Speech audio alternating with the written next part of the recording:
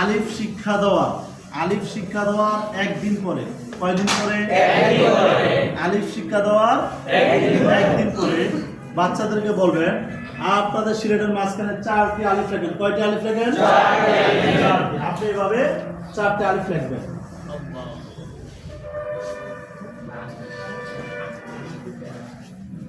এই এরপর বলবেন প্রথম আলিফ বাদ রাখিয়া শেষে 3টে মিলিয়ে দাও। 4র্থ নাম্বারটা এভাবে গোল করে দেন। এখন হয়ে আছে আল্লাহ। বলো আমার সাথে দে। আলিফ লাম হা আল্লাহ। তারপর আল্লাহর পরিচয় দিবেন। আল্লাহকে আমাকে সৃষ্টি করছেন, আমাকে খাওয়া দাওয়া এগুলো পারবেন? এটা হচ্ছে বইয়ের পড়া, বেলায়েত সাহেব হুজুর রহমতুল্লাহ আলাইহির নুরানি পদ্ধতির বইয়ের পড়া। আর বেলায়েত সাহেব আমাদেরকে পড়াইছে একটা পড়া, এটা কোনো বোর্ডে এখন পড়ায় না, শুধু আমাদের সময় যারা ক্লাস করছে হয়তো ওই সৌভাগ্য তাদের হয়েছে শুধু। হ্যাঁ বলেন 3 6 9 বাদ দিয়ে 3 6 9 বাদ দিয়ে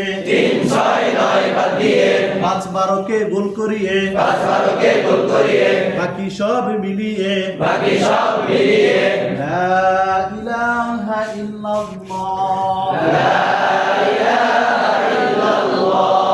বাচ্চাদেরকে আলিফ শিক্ষা দেওয়ার একদিন পর আয়েশা বলবেন আপনাদের সিলেটের মাঝখানে সুন্দর করে 12টি আলিফ লেখেন। কি বলবেন? 12টি লিখে ফেলবেন।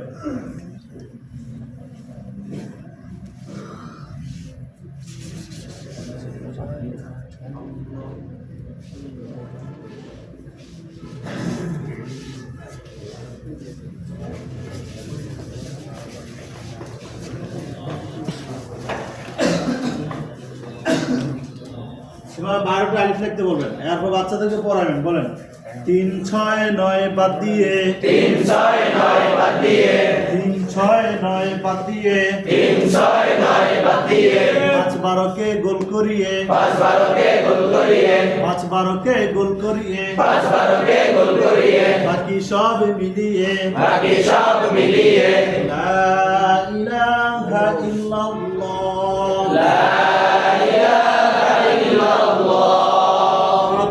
একটা কম লিখে 2 4 5 6 7 8 9 10 11 আচ্ছা আরেকটা বাড়ায় দিয়া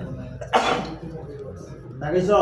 জি 3 6 9 বাদ দিয়ে এটা কয় নাম্বার আলিফ? 1 2 3 3 নাম্বারটা বাদ দিলাম। হ্যাঁ তারপরে 4 5 6 নাম্বারটা বাদ দিলাম। 7 8 9 3 6 9 বাদ দিয়ে 5 12 কে গোল করিয়ে 1 2 3 4 5 নাম্বারটা গোল করলাম। এরপর 6 7 8 9 10 11 12 নাম্বারটা গোল করলাম। আর বাকি সব মিলিয়ে আমরা মিলিয়ে দিয়া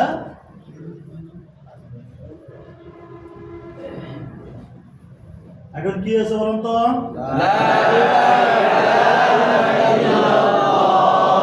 বলেন 3 6 9 বাদ দিয়ে 5 12 কে গোল করিয়ে বাকি সব মিলিয়ে লা ইলাহা ইল্লাল্লাহ। কোন মাবুদ আল্লাহ ছাড়া নাই, কোন মাবুদ আল্লাহ ছাড়া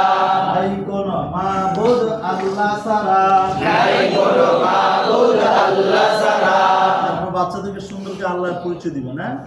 আল্লাহকে আমাদের খাওয়া দাওয়া এই যে যত বয়ান পারবেন ইনশাআল্লাহ। তো এটা কোন দিন শিখাইবেন?